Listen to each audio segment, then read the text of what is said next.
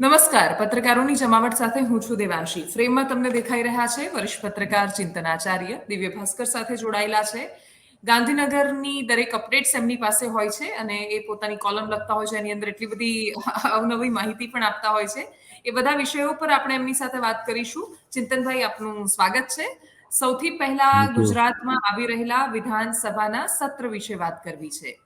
Budget આવે ત્યારે દેશના બજેટની તો સ્વાભાવિક રીતે જ વિશાળ ચર્ચાઓ થતી હોય છે. રાજ્યનું બજેટ, એની પદ્ધતિ, એ બધા વિશે ઓછી માહિતી હોય છે બધાની પાસે. તમારી પાસે સમજવું છે કે આપણા રાજ્યના બજેટમાં એવું શું હોય છે ખાસ કે જે દરેક સામાન્ય માણસને સીધી અસર કરવાનું છે. જો દેવાંશી એક રીતે જોઈએ તો ગુજરાત રાજ્ય સરકારનું જે બજેટ હોય એ મહદઅંશે યોજનાકીય બાબતો ઉપર વધારે ફોકસ રહેતું હોય છે, કારણ કે આ જે તે રાજ્ય સરકારની વાત છે. હવે જીએસટી આવી ગયા પછી સરકારની પાસે કરવેરા લાદવાનો અથવા તો એને ઓછા કરવાનો પાવર નથી. એમની પાસે માત્ર પેટ્રોલ, ડીઝલ અને અમુક જે બાબતો જે વેટમાં હાલ સમાવેશ છે એને વાત કરીએ હમ, તો હમ, સ્વાભાવિક રીતે સરકાર ક્યાંક નાના મોટા કરવેરામાં જો રાહત આપે કે ભારણ લાદે એ પ્રકારની સ્થિતિ ખૂબ ઓછી હોય છે. ક્યાંક કોઈ જગ્યાએ સેસ નાખે તો એવા કિસ્સામાં હોય છે, પણ એટલું મોટું અસર કરતો નથી હોતો. એટલે આપણે જે રાજ્ય સરકારના બજેટની જો વાત કરીએ તો મોટું આપણે ધ્યાન રાખવાનું હોય છે એ યોજનાકીય કદ ઉપરનું. હવે એમાં હમ, આપણે જોઈએ છે કે ગુજરાત સરકારનું બજેટ છે એ પ્લાન બજેટ અને નોન પ્લાન બજેટ ની જે કમ્પેરિઝન થાય છે એમાં સરકારનો હંમેશા દાવો એ રહેતો હોય છે કે તેમનું પ્લાન બજેટનું કદ જે છે એ નોન પ્લાન બજેટના કદ કરતા વધારે હોય છે. એટલે કે યોજનાકીય બાબતોનું કદ જે છે એ જે બાકીના ખર્ચા છે એની સામે વધુ હોય છે. પણ એની સામે આપણે એ પણ જોઈ શકીએ છીએ કે સરકારનો મહેસૂલી ખર્ચ જે છે એ સતત વધતો જાય છે. એની સામે મૂડી ખર્ચ જે છે એ ઓછો થાય છે. મહેસૂલી ખર્ચ એટલે તમે સમજો કે જે તે સરકાર તેના કર્મચારીઓના પગાર પાછળ અથવા તો પેન્શનરોને જે પેન્શન આપવાના હોય છે એ હમ, બધાની પાછળ જે ખર્ચ કરે છે એને મહેસૂલી ખર્ચમાં ગણવામાં આવે છે. જ્યારે મૂડી ખર્ચ એટલે કે તમે બ્રિજ બાંધો, ડેમ બાંધો, લોકોની સુખાકારીમાં વધારો થાય એ પ્રકારની યોજનાઓ અથવા તો ઇન્ફ્રાસ્ટ્રક્ચર ડેવલપ કરો તો એની પાછળ જે થાય છે એ ખર્ચને મૂડી ખર્ચ ગણાય છે. એ સિવાય દેવાંશી રાજ્ય સરકાર પોતાનું દેવું ભરપાઈ કરે તો એ દેવું ભરપાઈ થાય એને પણ એ મૂડી ખર્ચમાં ગણાય, કારણ કે સામે રાજ્ય સરકારની ઉપરની લાયબિલિટીઝ ઓછી થઈ રહી છે. પણ હમ, તમે જુઓ કે દર વર્ષે આપણે જોઈએ છે કે મૂડી ખર્ચ અને મહેસૂલી ખર્ચ આ બંને વચ્ચેનો તફાવત જે છે એ વધતો જાય છે. સરકારનો મહેસૂલી ખર્ચ વધી રહ્યો છે, એની સામે મૂડી ખર્ચ જે વૃદ્ધિ એની જે થવી જોઈએ એ વૃદ્ધિ થતી નથી. એટલે ટકાવારીના પ્રમાણમાં ખર્ચ વધે છે, 100% રકમની દ્રષ્ટિએ વધે છે, પણ હમ, ટકાવારીની રીતે જોઈએ તો એ એટલો બધો વધતો નથી. એટલે હમ, એ એક મુદ્દો હંમેશા રહ્યો છે. પણ હવે એક વાત કરીએ કે સરકાર હવે બજેટ કયા પ્રકારનું તૈયાર કરશે, તો જ્યાં સુધી મને સમાચાર છે અથવા તો માહિતી છે ત્યાં સુધીમાં રાજ્ય સરકાર હાલ ચૂંટણી એક તો હાલમાં 156 બેઠકો સાથે જીતેલી છે. એટલે હમ, સરકાર કઈ એટલો મોટો ખર્ચ બજેટની પાછળ જે કરશે યોજનાકીય બાબતોની પાછળ એ થોડુંક ઓછું દેખાઈ રહ્યું છે. તેમ છતાં હું એવું નહીં કહું કે સરકાર બિલકુલ આ બાબતમાં એમનું નિરાશાજનક પગલું હશે, કારણ કે ખેડૂતો એમની પ્રાથમિક જરૂરિયાત છે. કારણ કે ખેડૂતો સૌથી પહેલા ગુજરાતમાં ફોકસ રહેતા હોય છે. એટલે હમ, ખેડૂતોને, મહિલાઓને, વિદ્યાર્થીઓને આ બધા સામાજિક ક્ષેત્રોને લઈને સરકાર સારો એવો ખર્ચ કરશે. એનું કારણ હું એટલા માટે જણાવું છું દેવાંશી કે આવતા વર્ષે લોકસભાની ચૂંટણી છે અને આવતા હમ, વર્ષે સરકારને લેખાનું દાન બજેટ રજૂ કરવું પડશે. એટલે વોટો અને એકાઉન્ટ રજૂ કરવું પડશે. તેઓ યોજનાઓ પાછળ એટલો ભરપૂર નાણાકીય જે ફાળવણી કરવાનું છે એ નહીં કરી શકે. એટલે હમ, આ બજેટમાં એ સરભર કરી લેશે. એટલે શું થશે કે માની લો કે જે વાત થઈ રહી છે કે સરકાર કદાચ પ્રોપર્ટી ટેક્સ, માફ કરજો, પણ જે સ્ટેમ્પ ડ્યુટી અને રજીસ્ટ્રેશન ફી છે, નોંધણી ફી છે, આને હા, ઘટાડવા માટે વિચારણા કરી રહી છે. તો કદાચ આ કરી શકે અથવા ન કરે તો આવતા વખતે એ ચૂંટણી પહેલા, પરંતુ બજેટની પહેલા, એટલે હમ, વોટર એકાઉન્ટ રજૂ કરી પહેલા પણ એ જાહેર કરી શકે. બીજી હમ, હું એક વાત કરીશ કે સરકારને આ વખતે હવે જંત્રીનો જે વધારો સરકાર કરવા જઈ રહી છે, 1 એપ્રિલથી લાગુ થઈ રહ્યું છે, એટલે સ્વાભાવિક રીતે સરકારની આવકમાં થોડોક વધારો થશે, પણ એની સામે એમને સરકારને જીએસટી કમ્પેન્સેશન જે કેન્દ્ર સરકાર તરફથી મળતું હતું એ મળવાનું બંધ થઈ ગયું છે. અને સામે એસજીએસટી એટલે કે સ્ટેટનું જે કમ્પોનન્ટ છે જીએસટી નું, એ જે અપેક્ષા સરકારને હશે એ પ્રકારનું નથી મેન્ટેન થયું. એટલે એ કિસ્સામાં હું માનું છું ત્યાં સુધી સરકારને ઘણું બધું જે કહીએ ને કે ખિસ્સાનું જે અંદર એને ભાર છે એ સમજી વિચારીને ખર્ચ કરવો પડશે, કે સામે એવું પણ ના થાય કે મહેસૂલી ખર્ચ માટે એટલે એનો અર્થ એ થયો કે કર્મચારીઓના પગાર કરવા માટેના પૈસા ન બચે. એટલે આ બધું બેલેન્સ કરીને એમને કરવું પડશે. અને સામે આવતા વર્ષે લોકસભાની ચૂંટણી પણ આવી રહી છે, એટલે અમુક યોજનાઓ જે સામાન્ય વર્ગના લોકો છે એમના માટે કરશે.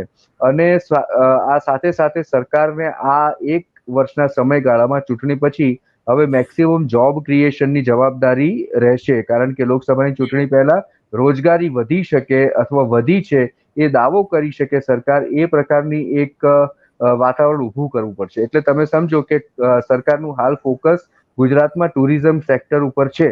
એટલે સરકાર આ વખતે ટુરિઝમ સેક્ટરમાં ખૂબ એવા સારા ફાઇનાન્શિયલ એલોકેશન કરશે, અને જેથી કરીને ટુરિઝમને કારણે લોકોને એક રોજગારી મળે, વ્યવસાય ધંધા એમના ચાલે. એટલે આડકતરી રીતે, જે આપણે સરકારી ભરતીની વાત કરીએ છીએ એવું નથી કરતો, પણ આડકતરી રીતે રોજગારી મળે લોકોને, નવા ઉદ્યોગો સ્થપાય રાજ્યમાં, અને જેથી કરીને પ્રાઇવેટ સેક્ટરમાં પણ રોજગારી વધે. એટલે આ પ્રકારના પ્રયત્નો નિશ્ચિતપણે રહેશે.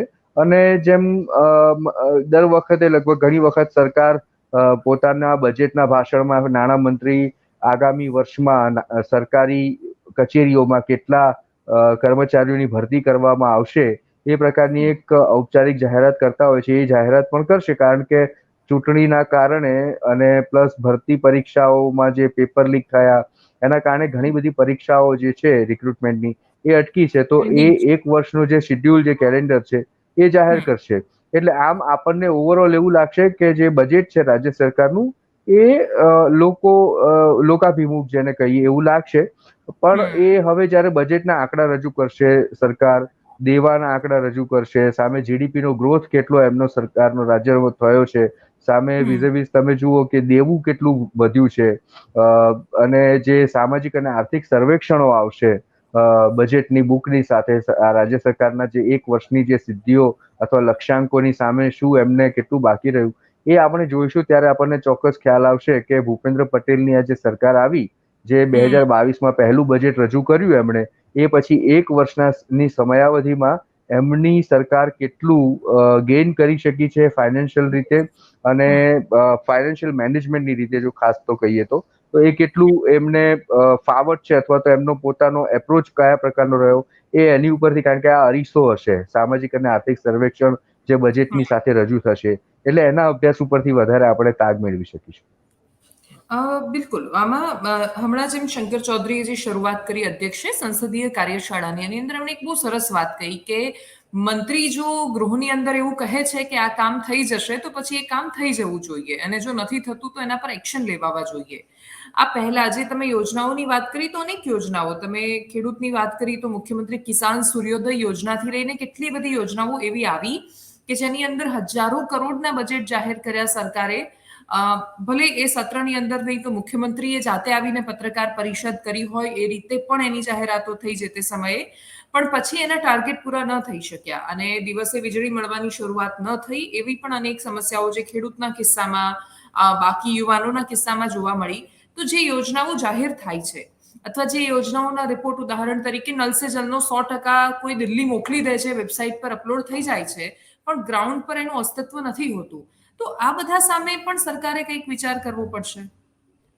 હા, એટલે તમે જે વાત કરી નલ સે જલનો જે પ્રોજેક્ટ જે છે એના જે અચીવમેન્ટ જે કહીએ, લક્ષ્યાંક સિદ્ધિના જે આંકડાઓ છે એ જાહેર કરાય છે વેબસાઇટ ઉપર, કે 100% જેટલી ગુજરાતમાં સિદ્ધિ મળી છે એ મુજબની આપણે વાત કરી. પ્લસ કિસાન સૂર્યોદય યોજના કે જેમાં દિવસે વીજળી આપવાની સરકારની જે જાહેરાત હતી એનું ઇમ્પ્લિમેન્ટેશન ન થયું, કારણ કે હમણાં જ આપણે જોયું કે આ બાબતને લઈને ઘણી જ જે ભરત કારાબાર છે, બીજેપીના જે આરએસએસ સાથે જોડાયેલા વરિષ્ઠ જે નેતા છે બીજેપીના, જે સંગઠનની સાથે પણ સારી રીતે કામ કરી ચૂક્યા છે, વડાપ્રધાન યસ. નરેન્દ્ર મોદીના પણ ખૂબ વિશ્વાસુ અને નિકટના નેતા છે. પણ તેઓ હંમેશા ક્રિટિસિઝમ કરવામાં પાછી પાની કરતા નથી. ભલે યસ. ભાજપ હોય તો પણ એમનું એક સ્વભાવ છે કે તેઓ જ્યાં આગળ ખોટું હોય ત્યાં ખોટું એ ત્યાં આગળ ઈશારો કરી દેતા હોય છે, અંગુલી નિર્દેશ કરી દેતા હોય છે. તો આ વાત સ્વાભાવિક છે દેવાંશી, કે દરેકે દરેક સરકાર પોતે લક્ષ્યાંક અને આંકડા ને બધું જે મૂકતી હોય છે એમાં અચીવમેન્ટ કરવાની પાછળ કેટલો એમની ધગસ, એમનો ફોર્સ કેટલો છે એ ત્યાં આગળ થતો થાય છે. એટલે જ હવે તમે જેમ શંકર ચૌધરીથી વાતની શરૂઆત કરી કે શંકર ચૌધરીએ એવું કહ્યું સ્પીકરે કે તમારે આ પ્રકારના કામો જે છે જેની ખાતરી સમિતિ જે છે એ ખાતરી જે મંત્રીએ મળ્યા પછી એનું પાલન કેટલું થયું એ સુનિશ્ચિત કરવા માટે એ કરશે, આગળ કામ કરશે. તો હવે હું અગેન એ જ બાબત કહું છું, શંકર ચૌધરીએ એક બીજી બાબત પણ કરી હતી ધારાસભ્યોને કે તમે અમુક જે પ્રજાના કામો કરાવવા માટે દોડાદોડી કરો છો એ વાત બરાબર છે, પણ ખરેખર જેમને દોડવાનું છે કામ કરવા માટે, એટલે કે બાબુશાહી જેની વાત કરી કે બાબુશાહી એટલે બ્યુરોક્રેસી ગુજરાત સરકારની, જેમણે કામ કરવા માટે દોડવાનું છે એમને દોડતા કરવાના છે. તમે એકલા દોડતા થશો એનાથી કઈ નહીં થાય, આમને પણ દોડતા કરવાના છે. એનો અર્થ એ હતો, આડકતરી રીતે સંકેત સરકાર ઉપર હતો કે તમે તમારા જે અધિકારીઓ છે, બ્યુરોક્રેટ્સ છે, એ લોકોને દોડતા કરો, એ લોકોને કામ જે લોકોના કરવાના છે, જે અટકી ગયા છે એની માટે એને તમે સુનિશ્ચિત કરો કે એ કામ થાય. એટલે હું એ જ કહું છું કે આ જે પ્રોજેક્ટ જે છે જેની ફલશ્રુતિ ખરેખર કંઈક જે જુદી ધારી હોય એના બદલે બિલકુલ એ પ્રોજેક્ટ ફેલ જાય, અથવા તો સરકાર આમ ભલે ગમે તે આંકડા બીજા જાહેર કરીને કદાચ એવું ઠસાવી શકે અથવા ઠસાવવાનો પ્રયત્ન કરે કે એમાં અમને પૂર્ણ સફળતા મળી છે કે આટલા ટકા સફળતા મળી છે, પણ એમાં મૂળભૂત રીતે જે કહીએ ને કે ઇમ્પ્લિમેન્ટેશન, અમલીકરણ, એ જે છે અમલદારશાહી જે છે એની પોતાની જવાબદારી છે અને એ ત્યાં નથી થઈ રહ્યું. એ પ્રકારનો સંકેત શંકર ચૌધરીએ અધ્યક્ષે એમના આ ભાષણમાં કર્યો હતો. એટલે એ જ વસ્તુ છે કે અગાઉ પણ વાત હતી કે સરકાર ઉપર બ્યુરોક્રેસી હાવી થઈ રહી છે, પછી સરકાર બદલાઈ, કારણ કે બ્યુરોક્રેસી હાવી થઈ જાય તો લોકોના જે પ્રશ્નો હોય છે અથવા તો સમસ્યાઓ હોય છે એ સાંભળવામાં આવતી નથી ને ભ્રષ્ટાચાર વધી જાય છે. અમુક જેને કહીએ મેનિપ્યુલેશન જેને કહીએ છીએ આપણે, એ વધી જાય છે સરકારમાં. તો એને એ બદલાય આખી તસવીર, એના માટે સરકાર બદલવામાં આવી. પણ હવે ફરીથી આ જ પ્રશ્નો સામે આવી રહ્યા છે કે કેમ હજુ પણ કામ થતા નથી. જો મુખ્યમંત્રીથી માંડીને મંત્રીઓ બધા જ લોકો નવા છે, નવી ઉર્જા સાથે આવી રહ્યા છે અને લોકોના પ્રશ્નો સાંભળવા માટે ખૂબ ઉત્સુક છે, તો પછી કેમ એ પરકોલેટ નથી થતું નીચે? અમલદારોને કેમ એ લોકો કહી નથી શકતા અથવા તો કહી નથી રહ્યા, અને અમલદારો કેમ પોતાની જ મુનસફી મુજબ કામ કરે છે, એ અહીંયા દેખાય છે. તો હવે એ સમય છે, હજુ તો ચૂંટણી ગઈ છે ને લગભગ 3 કે 4 મહિના થયા, પણ હવે બાકીનો જે સમય છે એમાં સરકારે આ બાબતે ચેતવું પડશે કે જો જે તે યોજનાની અથવા તો બજેટમાં જે જાહેરાત કરી છે, જે નવી બાબતો આવશે અથવા તો નવા લક્ષ્યાંકો આવશે, સરકાર મૂકશે, તો એ જો અચીવ નથી થઈ રહ્યા, એની સિદ્ધિ પ્રાપ્ત નથી થઈ રહી, તો એના માટે મંત્રીઓએ અથવા તો જે પણ સરકારમાં બેઠેલી ચૂંટાયેલી પાંખના લોકો છે એમણે બાબુઓને પણ એટલા જ સચેત કરવા પડશે, કારણ કે બાબુઓએ પોતે ઇમ્પ્લિમેન્ટ કરવાનું છે. મંત્રીઓ જાતે જ ફિલ્ડમાં જઈને ઇમ્પ્લિમેન્ટ નહીં કરાવી શકે. એટલે છે માની લો કે ચીફ સેક્રેટરીથી માંડી અને ગામના જે તલાટી સુધીની જે આખું વ્યવસ્થા તંત્ર છે સરકારનું, જે અમલદારશાહીથી માંડીને નીચે કર્મચારી સુધીનું, એને એમણે ચાલતું, દોડતું અને ભાગતું કરવું પડશે. તો જ આ જે અચીવમેન્ટ્સ માટેના જે વાયદાઓ કરવામાં આવે છે પૂરા થશે. હા, એક્ઝેક્ટલી. જેમ કે ઉદાહરણ તરીકે તમે તલાટીની વાત કરી, તો તલાટી જ નથી આપણી પાસે. એક તલાટીની પાસે 5-6 ગામના 4 છે અમુક જગ્યાએ તો. અને એટલા માટે પહોંચી નથી વળતા. પાછા અમુક એમાં એવા પણ હોય કે જે પોતાના એક ગામનું એ સારી રીતે ન કરતા હોય, એમાં એમને પાછો ભાર લાગતો હોય. આ બધાની વચ્ચે પેપર લીકનો એક બહુ જ મોટો સમસ્યા સરકાર બની અને એના તરત પછી પ્રથમ ગ્રાસે મક્ષિકા જેવું થયું કે જુનિયર ક્લાર્ક જેવી મોટી પરીક્ષા લેવા ગયા, પેપર લીક થઈ ગયું, દોડાદોડી થઈ. એના પછી ચહેરો બદલવાની જે કોશિશ કરી કે સરકાર અત્યાર સુધી મંત્રીઓમાં એવું કરતી હતી, નેતાઓમાં, કે ચહેરો બદલો અને સમસ્યાઓને બાજુ પર મૂકી દો. ગૌણ સેવામાં એમણે જે રીતે, અથવા અહીંયા જે પંચાયતમાં જેમણે કર્યું કે એમણે હસમુખભાઈને મૂક્યા, તો હસમુખ પટેલ પ્રામાણિક ચહેરો છે, એમની ઇમેજ બહુ જ સારી છે, એ કમ્યુનિકેશન કરે છે યુવાનોની સાથે. પણ શું એનાથી એ પ્રશ્ન જે ઉઠી રહ્યો છે નિષ્ક્રિયતા સામે અથવા નિષ્ફળતા સામે સરકારની, સતત એક પછી એક ઘટનાઓમાં, એ બદલાઈ જવાનું છે? એ સોલ્યુશન લાવી શકશે? એટલે હું આ વાત તમને કહું કે તમે જેમ વાત કરી કે એક ગામના તલાટી પાસે 5 ગામનો ચાર્જ હોય, એ જ હમ. ઘટના અત્યારે હસમુખ પટેલ પાસે છે. કે હસમુખ પટેલને એક્ઝેક્ટલી. તમે ઘણી બધી પરીક્ષાઓના તમે ચાર્જ માથે આપી દીધા છે. તો હવે હસમુખ પટેલ એકમાત્ર અધિકારી એવા છે કે જેની લોયલ્ટી અથવા તો જેની કામ પ્રત્યેની જે સમર્પિતતા છે, ઇન્ટેક્ટ હોય, ડેડિકેશન જે છે એ ઇન્ટેક્ટ હોય, તો એમની પાસે બીજી કોઈ વ્યક્તિ એવી નથી આખી સરકારમાં કે જે આ કામને સુચારુપણે નિભાવી શકે. તો એ સરકાર માટે પણ મનોમંથનનો આ સમય છે કે કેમ આમ થઈ રહ્યું છે. તો એ એક મુદ્દો તો છે જ. સામે પેપર લીક માટે સરકાર અત્યારે કાયદો જે લાવી રહી છે વિધાનસભા ગૃહમાં, એ થોડા સમયમાં વિધેયક તરીકે મૂકશે.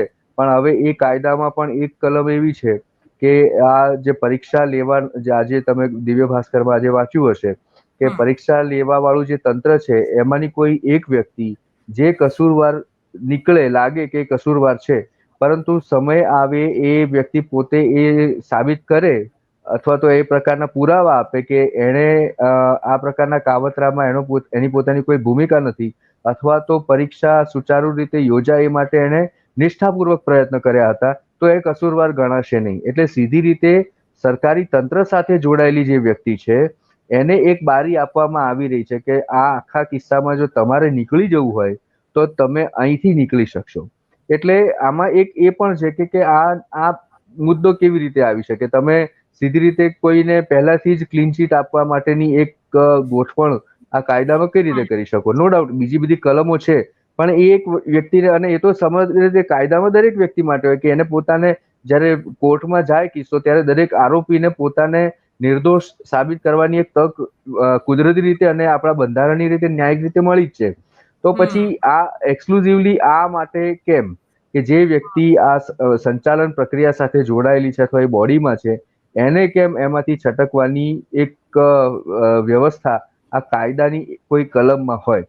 એટલે આ પણ મૂળભૂત રીતે મને એવું લાગે છે કે આવા પ્રકારના કાયદાથી પણ આગળ જતા કેટલું પરિણામ મળી શકશે એ મને આશ્ચર્ય લાગે છે. કારણ કે તમે જુઓ કે થોડા સમય પહેલા ગુજરાતમાં સરકારે ચેઇન સ્નેચિંગ વિરોધી કાયદો લાવ્યા. હમ. એ હમ. પછી જમીન હડપ કરી જનારા તત્વો અને લેન્ડ માફિયાને ડામવા માટે પણ એક કાયદો આવ્યો. તો એ બધા પ્રકારના કાયદાઓ આવ્યા, પણ તમે આજ સુધી ક્યાંય જોયું કે ચેઇન ઝડપ જે થતી હતી એ એકદમ બંધ થઈ ગઈ? કે ક્યાં એવું જોયું કે લેન્ડ માફિયા, ભૂમાફિયા જે છે એમણે જમીન હડપવાનું કામ બંધ કરી દીધું? એ હમ. થાય જ છે. તો પેપર લીકના આ કાયદા પછી પણ પેપર લીક ના કિસ્સાઓ કેટલા અટકશે એ હજુ પ્રશ્ન જ છે આપણી સામે.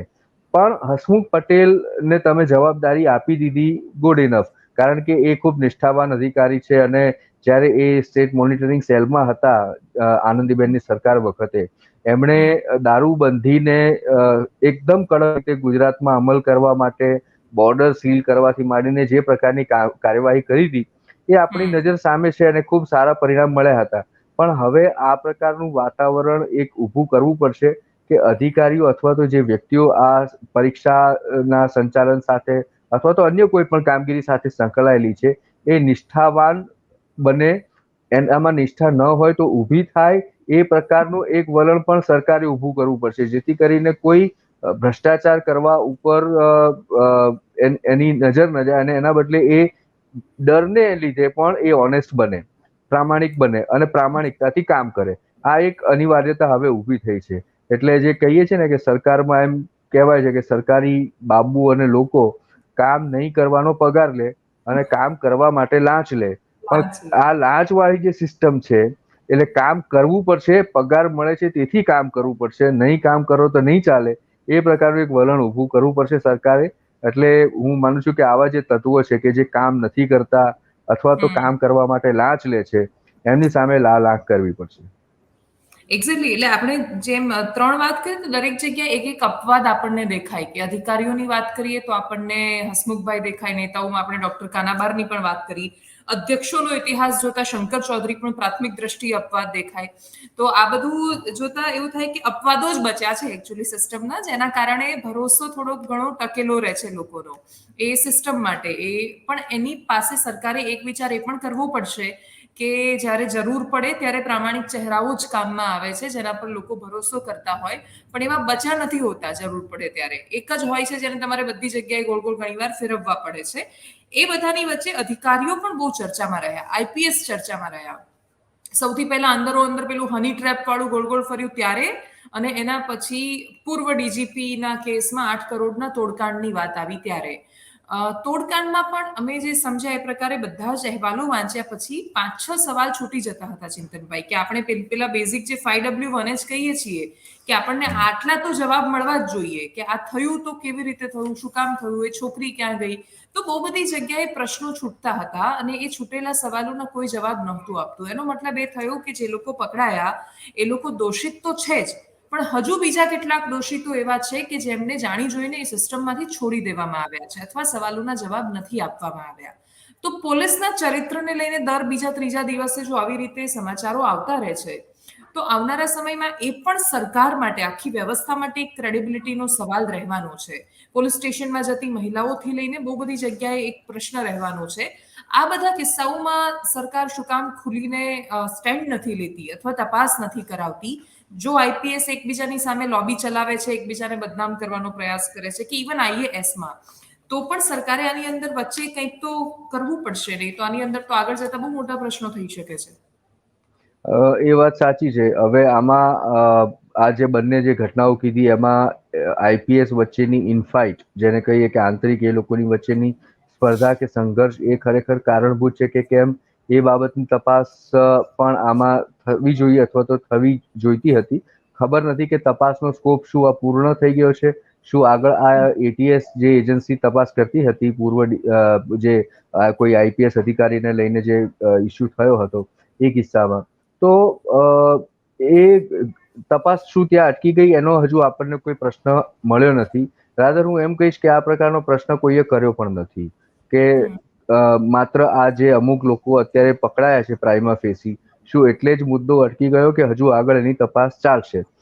એવા ઘણા બધા કિસ્સાઓ છે કે જેમાં પ્રાઇમરી તપાસ થતી હોય છે. પેપર લીકના કિસ્સામાં પણ જે અમુક લોકો પકડાયા એનાથી પછી આગળ વિશેષ એના નેક્સસ ક્યાં હતા, એ લોકોએ કોના કનાઇવન્સમાં આખું કાવતરાને અંજામ આપ્યો, એ પ્રકારની બાબત છેવટ સુધીની જે છે બહાર આવતી નથી. આપણે જે દર વખતે કહીએ છીએ કે નાની માછલીઓ પકડાય છે અને મોટા મગરમચ્છો રહી જાય છે, તો એ મુદ્દો અહીંયા 100% આવે છે કે પણ એ આપણે અત્યારના તબક્કે એક અનુમાન કરી શકીએ કે આ પ્રકારની વસ્તુ હશે અને સરકારે પોતે પણ આ મુદ્દા ઉપર થોડુંક કડક સ્ટેન્ડ લેવું પડશે કે પોતાના અધિકારીઓ ઉપર, જેમ મેં કહ્યું કે કામ કરવા માટે પણ એમણે એમની ઉપર જે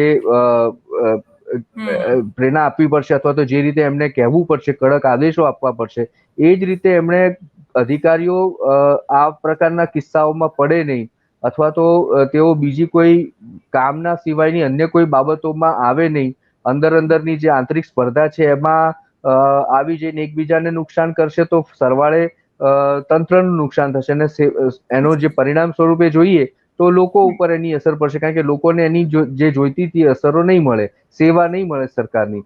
તો આ બધી બાબતો ઉપર હું માનું છું ત્યાં સુધી સરકાર સામે એક મોટી ચેલેન્જ છે. કારણ કે તમે જુઓ કે સરકારમાં જે મંત્રીઓ છે એ નવા છે, જેમ ધારાસભ્યો નવા હતા અને એમને ટ્રેનિંગ આપી એ પ્રકારની ટ્રેનિંગ મંત્રીઓને હજુ સુધી મળી નથી. અને એક રીતે જોવા જઈએ તો એવું થતું હોય કે જ્યારે કોઈ સિનિયર મંત્રી કોઈ હોય તો અથવા તો સિનિયર એવી કોઈ વ્યક્તિ હોય જે સતત આ મંત્રીઓનું માર્ગદર્શન કરે રાખે, જુનિયર મંત્રીઓ એમને જોઈને ઘડાય, એ પ્રકારની વ્યવસ્થા હજુ અહીંયા નથી. અને એક રીતે જોઈએ તો ક્યાંક સરકાર છે એ આમ છે ને ઓટો પાયલટ મોડ ઉપર ચાલતી હોય એ પ્રકારની પણ વસ્તુઓ છે. કારણ કે તમે જુઓ કે સરકારમાં અત્યારે 2 નવા સલાહકારો પણ છે, જેમાંથી એક સલાહકાર છે એ સામાજિક ક્ષેત્રને લઈને સલાહ આપશે અને બીજા સલાહકાર છે એ ઇન્ફ્રાસ્ટ્રક્ચરને લઈને એમને સલાહ કરશે.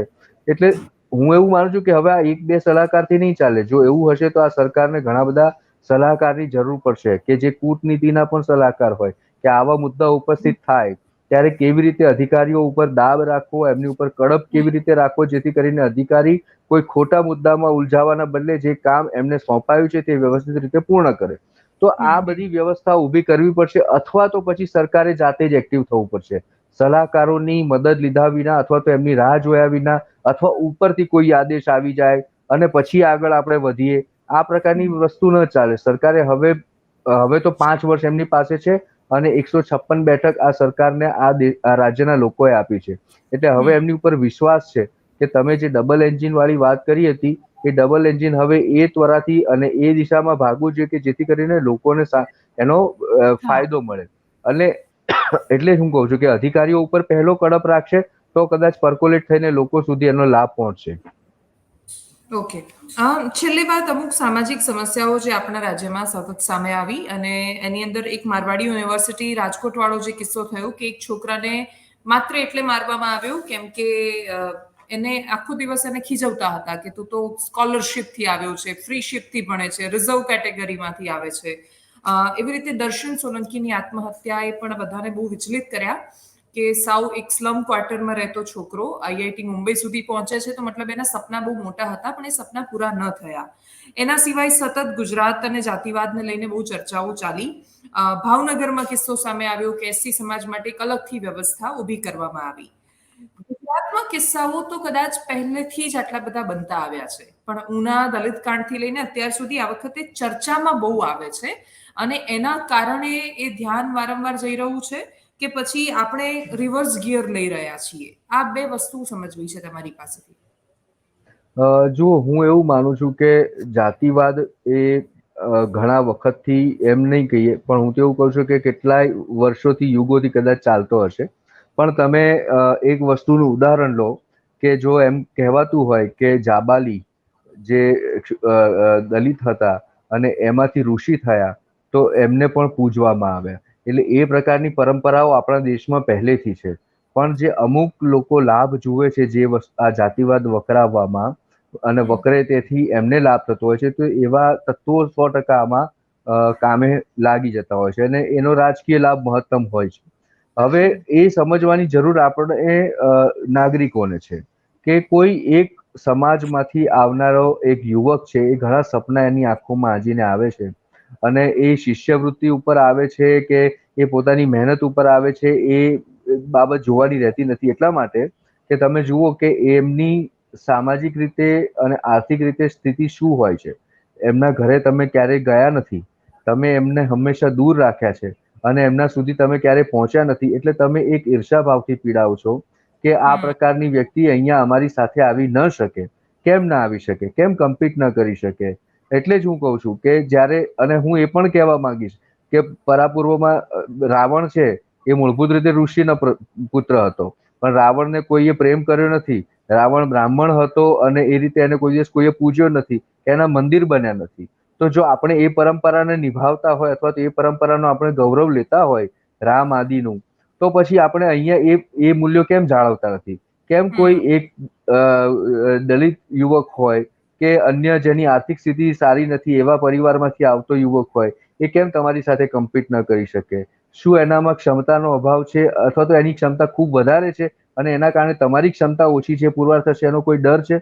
એટલે હું એવું માનું છું કે આ પ્રકારના કિસ્સામાં હવે એજ્યુકેશન આપણે જેમ જેમ આવી રહ્યું છે એમ લોકોએ જાગૃત થવું પડશે.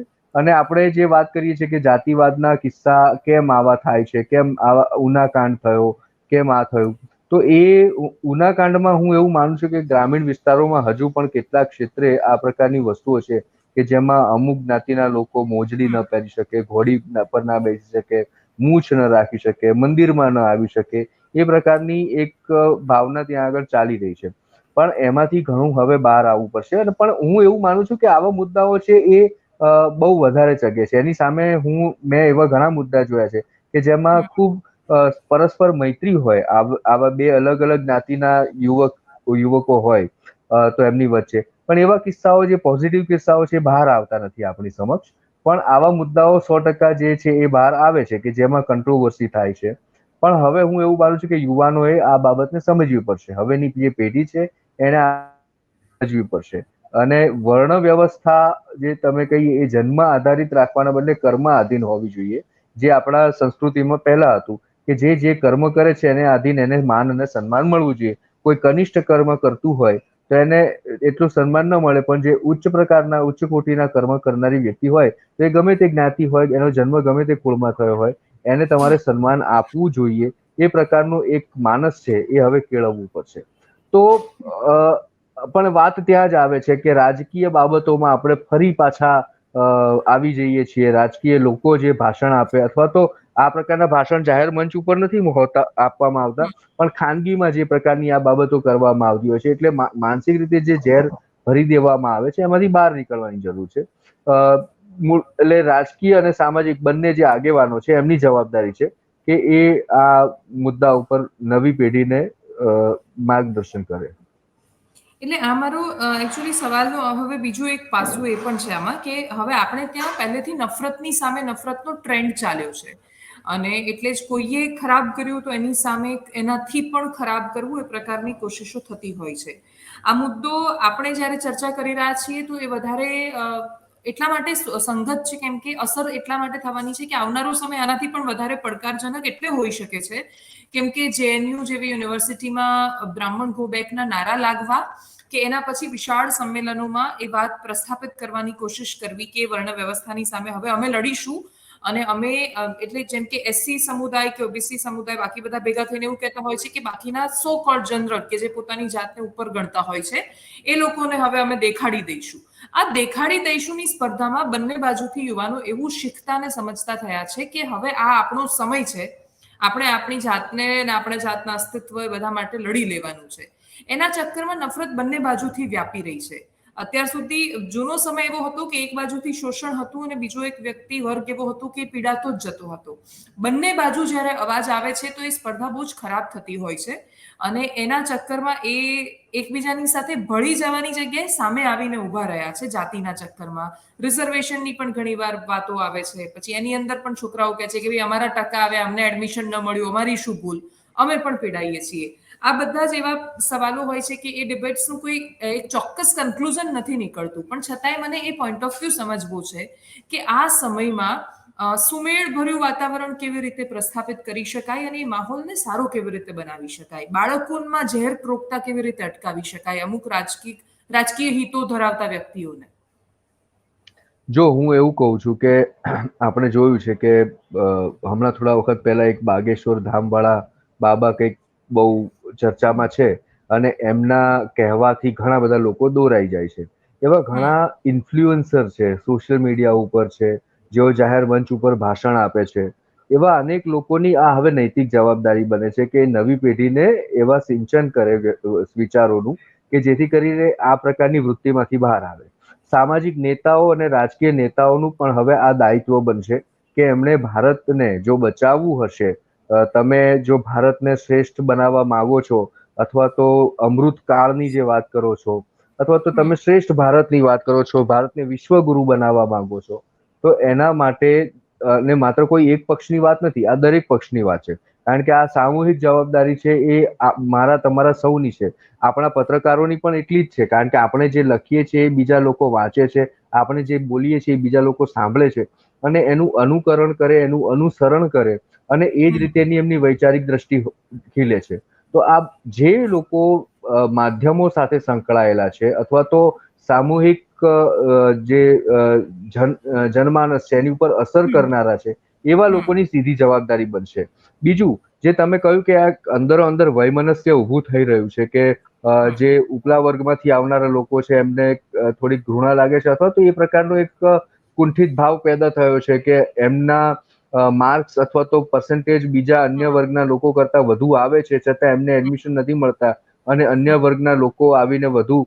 પણ એવું નથી હોતું. ઘણી વખત દેવાંશી આપણે જોઈએ છીએ કે અમુક ભરતી પરીક્ષાઓમાં જે રિઝર્વ કેટેગરીના જે કટ ઓફ માર્ક્સ હોય છે એ ઘણા સામાન્ય કરતા પણ ઊંચા હોય છે. એટલે યસ. આ પ્રકારની જે હવે એક આ જે સત્ય છે, ખરેખર સાચું જે કહીએ, એ વસ્તુ બહાર લાવવાની જરૂર છે, જેથી કરીને આ પ્રકારના વૈમનસ્ય દૂર થાય. નહીતર શું થશે કે આ ખાઈ વધુ ને વધુ પહોળી થશે. બીજી એક વસ્તુ હું આપને કહીશ કે બાબા સાહેબ આંબેડકરે જે મંત્ર આપ્યો હતો કે સંઘર્ષ કરો, સંગઠિત બનો, શિક્ષિત બનો. આ પ્રકારની વસ્તુ. એની સામે તમે જો તમે જેમ વાત કરી કે અમુક જે કચડાયેલા વર્ગના લોકો છે એમણે સીધું જ એવું વિચારી લીધું કે હવે અમે આમને લોકોને આવવા નહીં દઈએ અમારા ત્યાં, અથવા તો એમને હમ, લોકોને અમે કચડી નાખીશું. તો આ હમ, પ્રકારની નફરતની જે આખી એક માનસિકતા જે ફેલાશે, એ અંદરો અંદર એમાં એવું થશે કે આપણે બધા એકબીજાના આંખો ફોડી ફોડીને કાણા થઈ જઈશું, બધા આંધળા થઈ જઈશું. તો આ પ્રકારની સ્થિતિ યોગ્ય નથી. આ બાબતમાં એક હું એવું માનું છું કે વૈચારિક દ્રષ્ટિકોણ એક ઉભો કરવો પડશે. અને હજુ તો કદાચ એવું માનો કે જો આ શરૂઆત હોય તો એનું જે મધ્યાહન હશે તે તો કેટલું ગંભીર હશે એની અસર. તો એ અત્યારથી જ આ પ્રકારના દૂષણો ડામવા માટે સૌએ, હું માનું ત્યાં સુધી, સામૂહિક રીતે પ્રયાસ કરવા પડશે. હમ, રાજકીય રીતે સૌથી પહેલી શરૂઆત કરવી પડશે, એટલા માટે કે આનો સૌથી જે આ બધી બાબતોનો મહત્તમ લાભ મૂળ. જે લેવામાં આવે છે એ રાજકીય લોકો દ્વારા લેવામાં આવે. એટલે રાજકીય લોકોએ સૌથી પહેલા આ બાબતે જાગવાની જરૂર છે કે ભાઈ હવે પછી જો તમે ભારત માટે કંઈક સારું ઈચ્છતા હોય, આ દેશની જનતા માટે ખરેખર તમે કંઈ સારું ઈચ્છતા હોય, તો આ પ્રકારની જે માનસિકતા છે લોકોમાં, જે તમે ઘર કરી દો છો, એમાંથી હમ. તમે પોતે પહેલા બહાર આવો અને લોકોને પણ બહાર કાઢો. हाँ एग्जैक्टली छेल्ले पेलू राहत इंदौरी कहता था ना कि लगेगी आग तो आएंगे सभी के घर जद में यहाँ पे That's it. सिर्फ हमारा મકાન થોડી ના હે અને એટલે હા, જ આ સહી. બધા ઇશ્યુઝ એવા છે કે જે બધાને લાગુ પડે છે એ પત્રકારથી લઈને રાજનેતા સુધી બધાને લાગુ પડે છે અને હમ. કમનસીબે એ ઝેર ફેલાવવામાં અને વૈમનસ્યો ફેલાવવામાં અને એ મગજોના ધ્રુવીકરણ કરવામાં બધાનો સરખો જ યોગદાન રહ્યું છે પત્રકારોથી લઈને રાજનેતાઓનું એટલે આમાં તો સામૂહિક જવાબદારી આપણે બધાએ સ્વીકારવી પડશે. થેન્ક યુ સો મચ ચિંતનભાઈ, તમે અમારી સાથે જોડાયા, બજેટથી લઈને સમાજના ઇશ્યુ સુધી આપણે વાત કરી. Thank you so much.